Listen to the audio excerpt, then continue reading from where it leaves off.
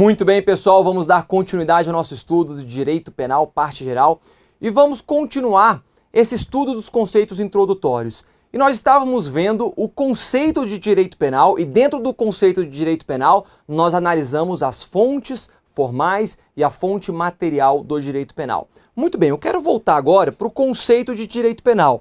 Nós já vimos esse conceito, nós vimos que conjunto de normas, regras, princípios que descrevem comportamentos reprováveis e ameaçadores da ordem social, todos esses aspectos nós vimos já, denominados infrações criminais. Este é o ponto que eu quero analisar com vocês agora. Essas infrações criminais e que tragam como consequência a imposição de uma sanção penal. Muito bem. Este será o conceito de direito penal. Nós vimos detalhadamente e analisamos ainda mais detalhadamente algumas partes dela, mas eu quero ver este ponto aqui, em relação a infrações criminais. Por quê? Porque as infrações criminais, elas se subdividem. Infrações criminais é um gênero, e esse gênero se subdivide em duas espécies: os crimes e as contravenções penais. Tá bom? Então, quando a gente fala do direito penal, o direito penal ele abarca tanto os crimes quanto as contravenções penais. E a gente tem que tomar um cuidado em relação a isso, porque muitas vezes nos referimos em relação ao termo infrações penais, infrações criminais, como se fossem somente crimes. E não são, tá bom? As infrações criminais e infrações penais é um gênero e temos duas espécies, crimes e contravenções penais. Beleza? Olha aqui então.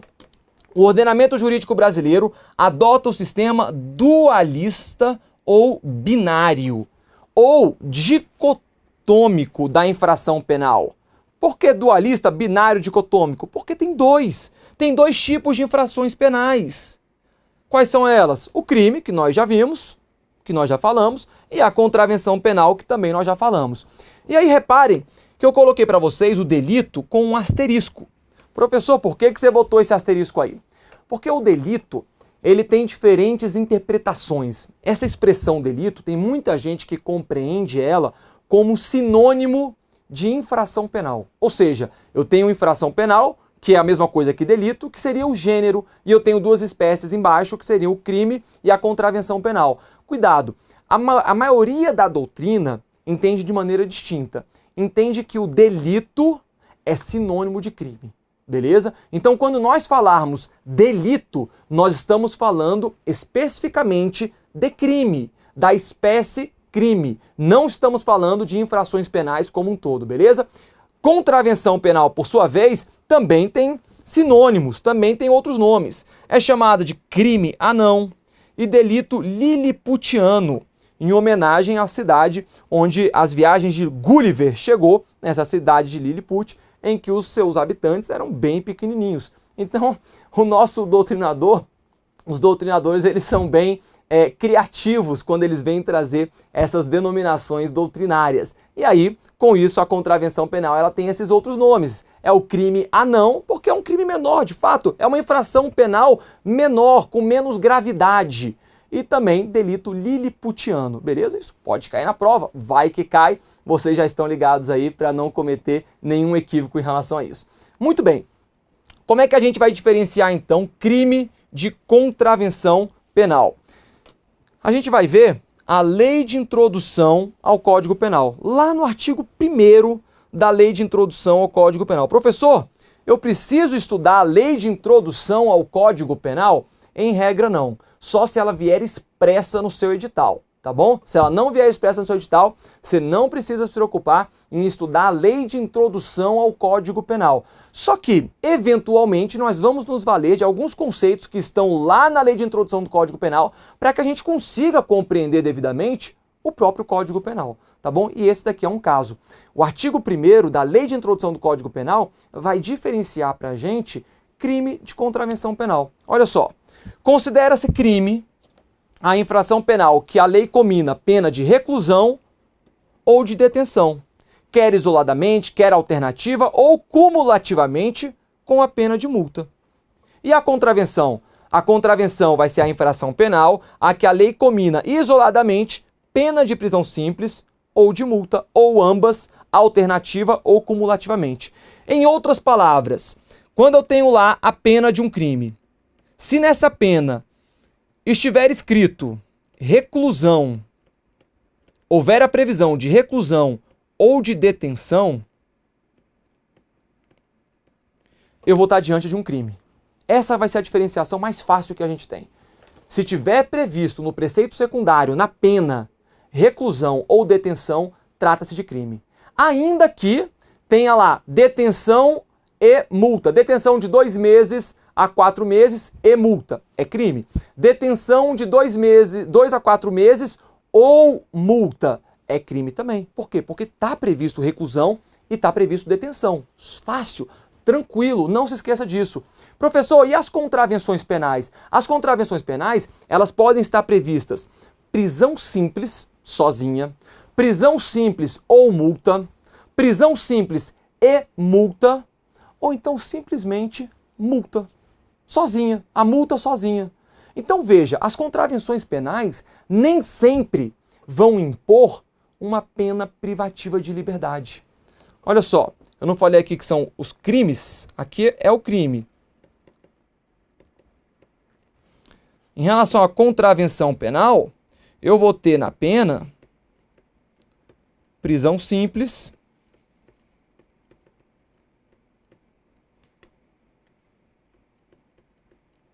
e barra ou então somente, eita letra bonita, multa. Beleza? Tranquilo? Então aqui essa vai ser a diferenciação que a lei de introdução do Código Penal trouxe pra gente. É assim que eu diferencio o que é crime e o que é contravenção penal. E aí a gente tem uma outra pergunta. Quem decide se a conduta ilícita é crime ou contravenção? Vem comigo, galera, isso aqui é importantíssimo. Você já percebeu que o crime ele é mais grave, porque ele vai impor a reclusão. A reclusão, o agente ele tem que cumprir a pena em regime fechado, semiaberto ou aberto. Já a detenção, o agente vai cumprir a pena em regime semiaberto ou aberto. A prisão simples também pode cumprir ali em regime aberto, só que é sem rigor penitenciário. Então a prisão simples ela é um pouco mais light, podemos dizer, do que a própria detenção. Só que além disso, a contravenção penal pode ter somente a pena de multa. É possível que venha somente pena de multa para a contravenção penal. E aí eu pergunto, quem que estabelece, quem que decide o que vai ser uma contravenção penal, o que vai ser um crime? É o legislador. É o legislador. Aquele cara que está lá no Congresso Nacional, ele que vai decidir se vai uma determinada conduta ser considerada um crime ou uma contravenção penal. Na tela, trata-se de decisão do legislador. Será uma distinção feita pelo próprio legislador. Uma infração penal que hoje é uma contravenção poderá se transformar num crime, se assim decidir o legislador. Trata-se, portanto, de uma distinção axiológica, uma distinção de valor. Se o legislador ele dá mais valor para uma conduta, ele quer incriminar de maneira mais grave uma conduta, ele determina que se trata de um crime. Se ele quer repreender uma conduta, mas de maneira um pouco mais leve, impondo somente prisão simples ou multa, ele vai impor uma contravenção penal. E é interessante que ao longo do tempo, há situações, há condutas que eram crimes, passaram a ser contravenções penais. E vice-versa. Quer ver um exemplo? Porte de arma de fogo. Na década de 90, não está tão longe assim, hein? Na década, muitos de vocês já eram nascidos. Na década de 90, portar arma de fogo sem autorização era uma contravenção penal. Você sabia disso? E somente depois passou a ser um crime, até chegar no status hoje que se trata de um crime aí, a depender se for uma arma de fogo de uso restrito, é um crime de elevado potencial ofensivo. Beleza? Então, muita atenção. Essa decisão, se vai ser uma contravenção penal ou se vai ser um crime, é uma decisão do legislador. E vai ser correspondente à norma e à sanção que é estabelecida, ao preceito secundário que é estabelecido para essa conduta. Beleza, galera? Muito bem. E aqui uma tabelinha, não vamos vê-la detalhadamente agora, tá bom? E ela vai ter mais relevância naquelas provas que eventualmente vierem a ser cobradas a LCP. O que é a LCP, professor? É a Lei de Contravenções Penais. tá bom? Então, se no seu edital tiver previsto Decreto-Lei 3688 de 41, que é a Lei de Contravenções Penais, aí essa distinção ela passa a ter muita relevância.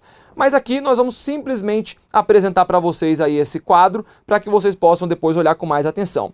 A distinção, então, entre crime e contravenção. Preceito secundário, nós já falamos sobre isso. Penas de reclusão, o crime vai ter pena de reclusão ou de detenção. E multa, ou pode também não ter multa. E a contravenção terá pena de prisão simples ou de multa cumulativa, alternativa ou isoladamente. Beleza, isso nós já vimos. Olha em relação à ação penal. A ação penal do crime pode ser pública incondicionada, pública condicionada, condicionada à representação, condicionada à requisição do ministro da Justiça, ou de iniciativa privada. E a contravenção penal? Ela é sempre de ação penal pública incondicionada, tá bom? Vide artigo 17 da LCP. O crime, eu posso punir a tentativa do crime? Claro que eu posso, está previsto lá no artigo 14, inciso 2º do Código Penal. A gente vai estudar muito essa questão da tentativa.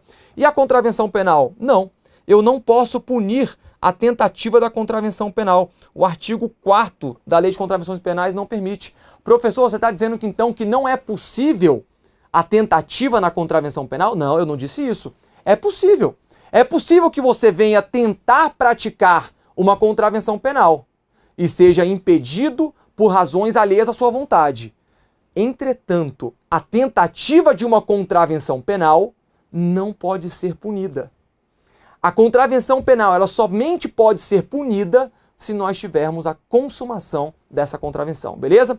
Olha aqui, a possibilidade de punição a crimes cometidos fora do território nacional. Os crimes, eu posso punir eventualmente crimes que foram cometidos no território estrangeiro. A gente vai estar diante da extraterritorialidade previsto no artigo 7º do Código Penal.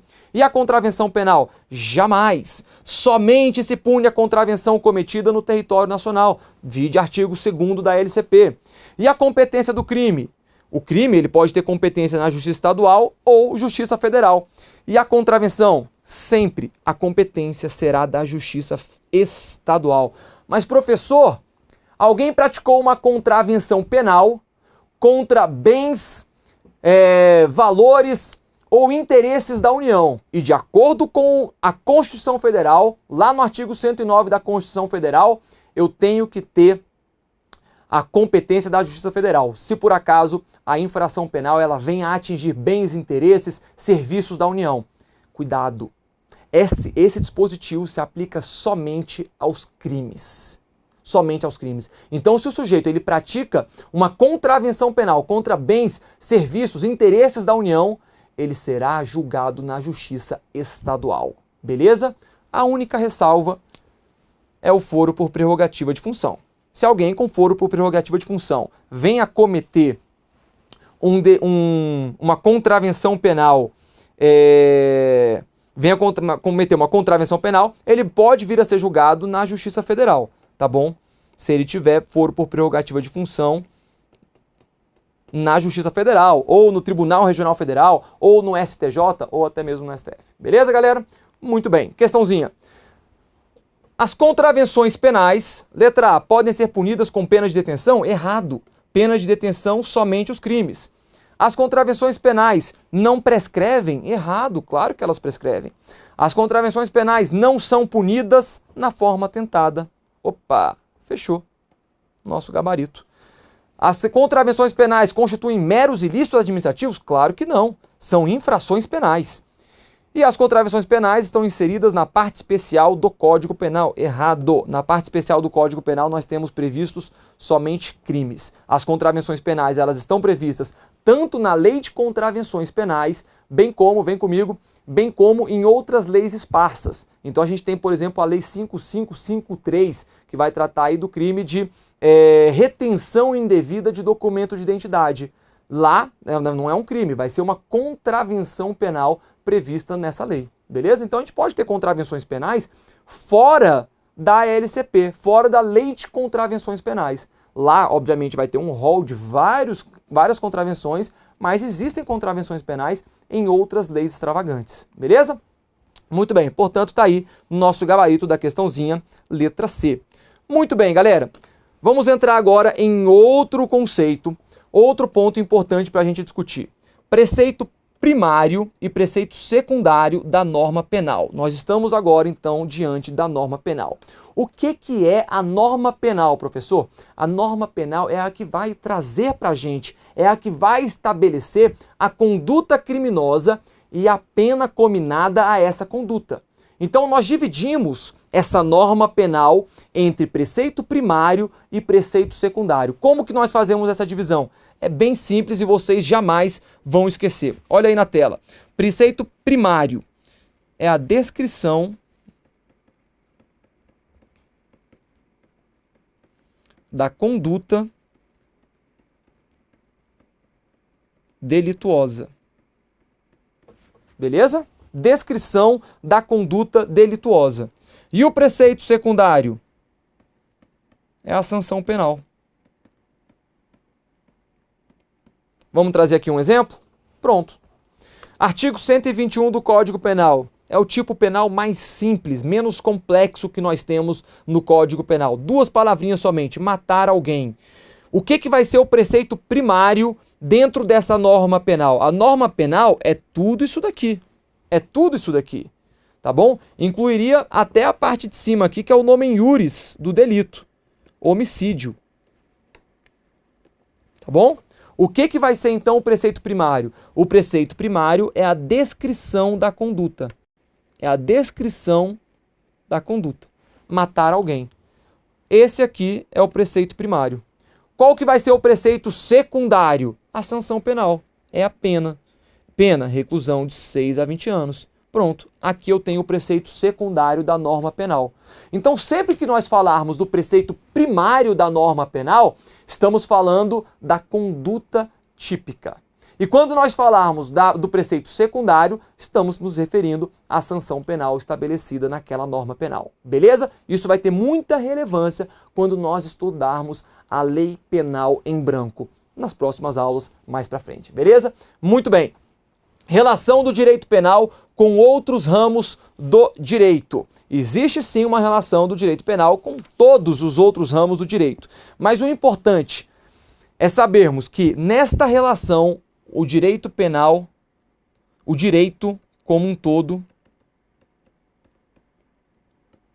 é uno. Tá bom? O objetivo do direito é a manutenção da ordem social. Então não me interessa se eventualmente terão alguns ilícitos que serão punidos somente na esfera civil. Outros delitos, ilícitos serão punidos somente na esfera administrativa. E outros ilícitos serão punidos aqui, no direito penal. Mas, em que pese eu ter essa divisão entre os diferentes ramos do direito, o direito é um só. Não pode haver contrariedade entre um ramo do direito e outro. O propósito buscado por todos eles é o mesmo, que é a ordem e a manutenção da paz social. Beleza? Muito bem. Dentro desse contexto, aí a gente fala da relação do direito penal com os demais ramos. Eu trouxe aqui 4 hipóteses. O direito penal, na verdade, ele se relaciona com todos os demais ramos do direito. O direito penal ele pode se relacionar com o direito tributário, com o direito financeiro, com o direito econômico, com o direito previdenciário. Todos os outros ramos do direito. Mas eu trouxe aqui 4 exemplos que são os mais comuns. Olha aqui, a relação do direito penal com o direito constitucional. Eu já falei com vocês dos mandados de criminalização. Ou seja, eu vou ter a Constituição Federal determinando ao legislador o que deve ser considerado crime. A Constituição Federal determinando, olha, o crime de racismo tem que ser estabelecido como um crime e ele será um crime inafiançável e imprescritível. Já os crimes hediondos, bem como os equiparados à hedionda, a tortura, o terrorismo, o tráfico de drogas, são crimes inafiançáveis e não estão sujeitos, são insuscetíveis à graça, ao indulto, à fiança. Então eu não posso. A Constituição já estabelece parâmetros mínimos para o direito penal. e muitas vezes, por meio desses mandados de criminalização, vai determinar ao legislador penal o que será considerado crime. Então veja como essa relação é muito próxima, mas vai além. Uma outra forma dessa relação entre direito constitucional e direito penal é a teoria constitucionalista do direito. Professor, que é isso? Seguinte, o que essa teoria vai dizer, e faz total sentido, é o seguinte: todos os crimes do direito penal, eles buscam proteger um bem jurídico. O propósito do direito penal é proteger bens jurídicos relevantes para a sociedade. E o que essa teoria vai dizer é o seguinte: todos os bens jurídicos protegidos pelo direito penal, eles têm base na Constituição Federal. O direito penal ele não protege a vida por meio do crime de homicídio, por meio do crime de aborto, por meio do infanticídio, do induzimento, instigamento ou auxílio ao suicídio. Então, ele protege a vida. Onde que está prevista a vida? Onde está previsto que a vida é um direito garantia individual? É um direito fundamental do cidadão? Lá na Constituição Federal. O direito penal ele protege o patrimônio. Crimes de furto, estelionato, roubo, extorsão. Onde que está previsto esse bem jurídico do patrimônio? Lá na Constituição Federal. E aí você vai falar, professor, mas tem o crime de bigamia. Qual bem jurídico o crime de bigamia protege? A família. E a família tem base lá na Constituição Federal também. Então essa teoria fala, olha, todos os bens jurídicos tutelados pelo direito penal, eles vão ter base aqui na Constituição Federal. Faz muito sentido. Existe ainda uma outra forma dessa relação entre direito constitucional e direito penal, que são os princípios constitucionais.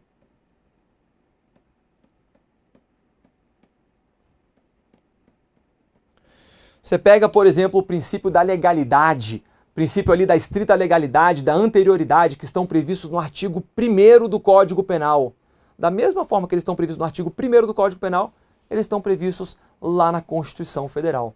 Então, vários princípios constitucionais, eles terão aplicação aqui no direito penal. Beleza? Então, olha a relação como é bem íntima entre direito constitucional e direito penal. Já em relação ao direito processual penal, é um pouco até mais óbvia, né, essa relação.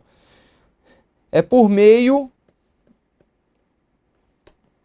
Vamos botar assim? O direito processual penal é o meio de aplicação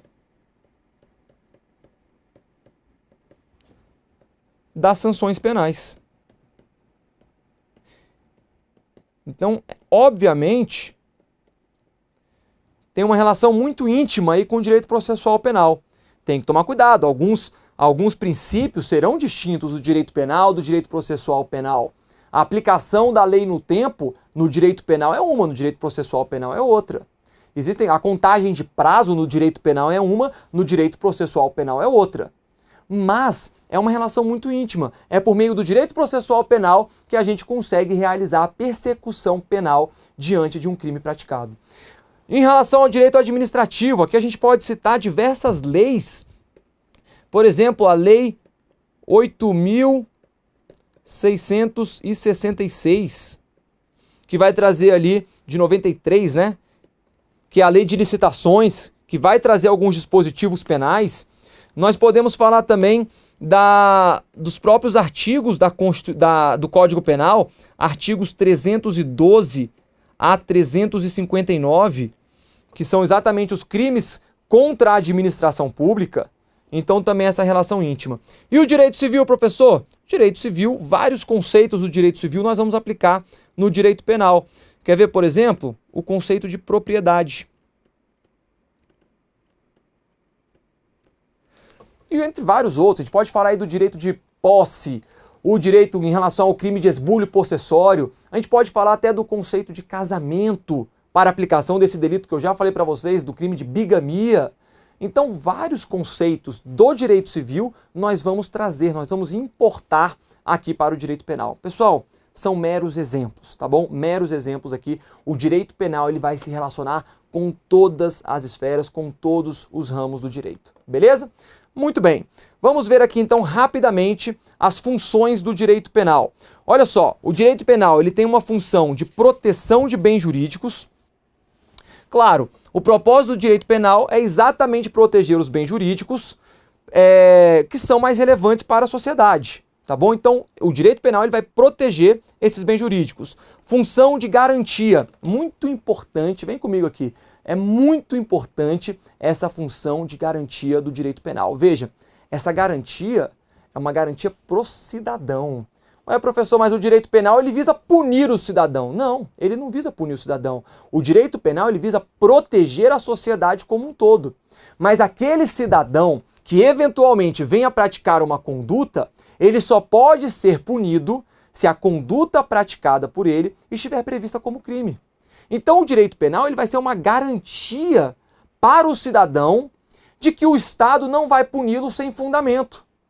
Isso daqui é uma garantia porque lá no passado, quando nós tínhamos os Estados absolutos, quando a figura do rei era a figura absoluta do Estado, o rei determinava.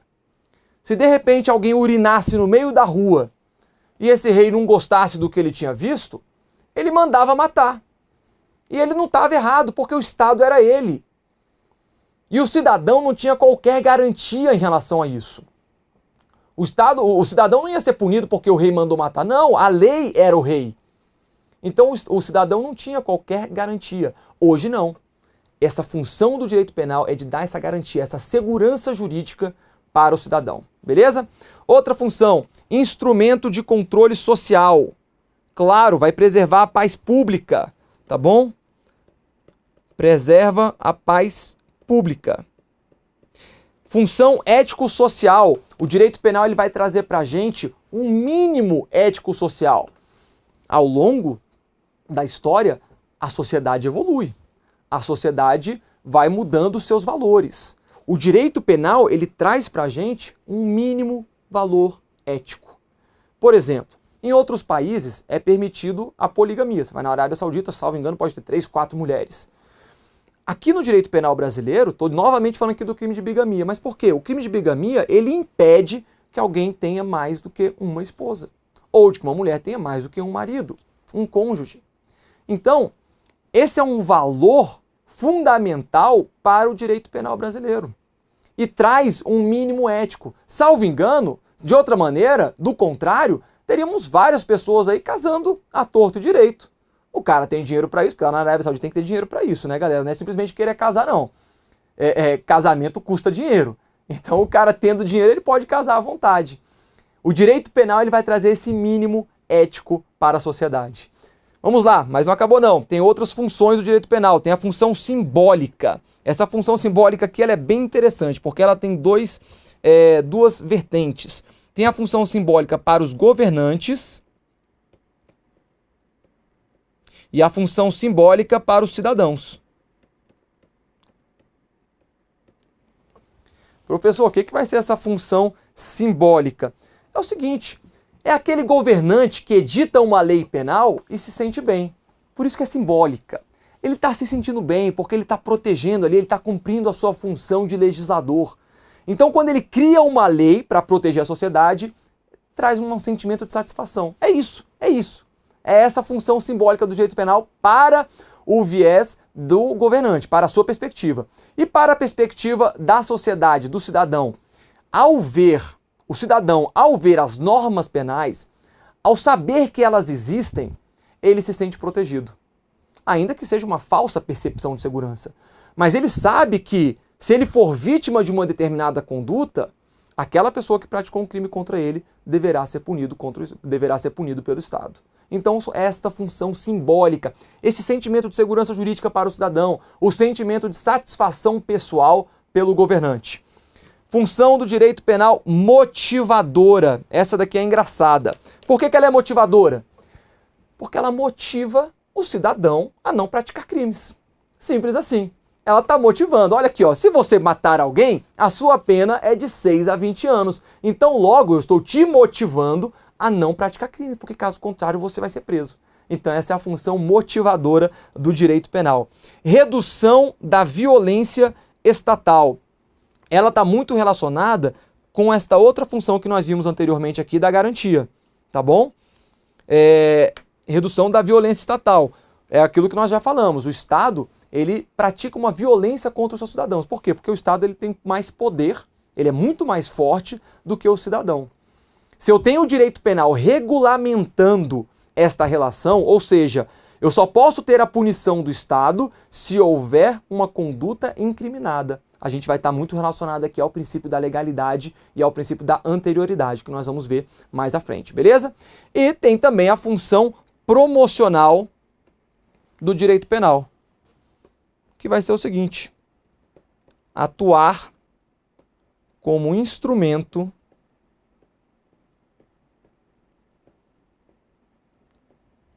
de transformação social.